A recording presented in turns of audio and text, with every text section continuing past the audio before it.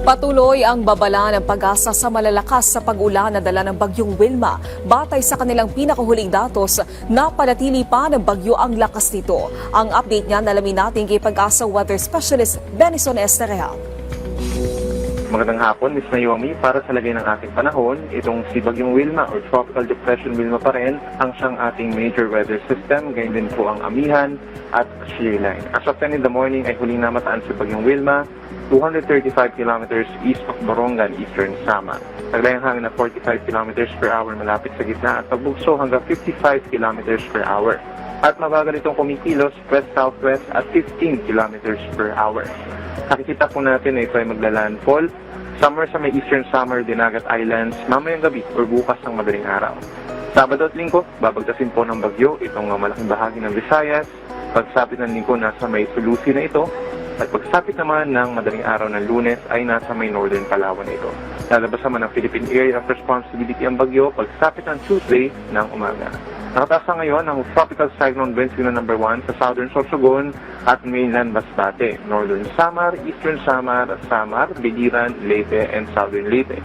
Signal No. 1 din sa Cebu, Bohol, Northern and Central portions ng Negros Occidental at Negros Oriental, naging sa Siquijor, Eastern Iloilo, Eastern Capiz, Guimaras, Surigao del Norte, Dinagat Islands, Ilagang bahagi ng Surigao del Sur at Agusan del Norte at buong Camiguin, Signal No. 1. So, posible pa madagdagan yung ating mga wind signals sa ating mga susunod na bulletin, particularly dito sa may Mimaropa at na natitirang bahagi ng Visayas.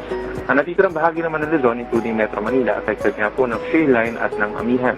Malalakas ang mga asahang pag-ulan sa susunod na 2 hanggang 3 araw dito sa may Quezon Province, Bicol Region at hanggang dito po sa may Aurora at Cagayan, Isabela area, pagsapit po ng early next week. At ang natitirang bahagi ng Luzon, meron po tayong amihan ng northeast monsoon. Magdadala pa rin ng mga light to moderate rains in general po dito sa may Cordillera region at natitirang bahagi ng Cagayan Valley at mga isolated light rains lamang dito sa Metro Manila and the rest of Luzon.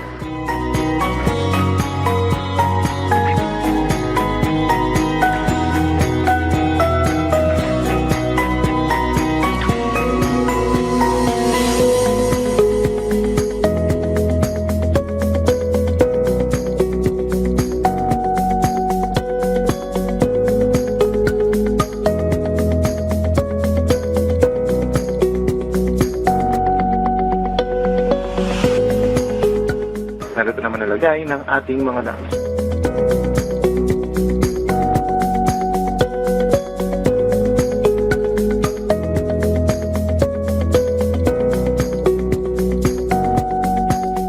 Yan mo na latest mula dito sa Weather Forecasting Center ng Pag-asa.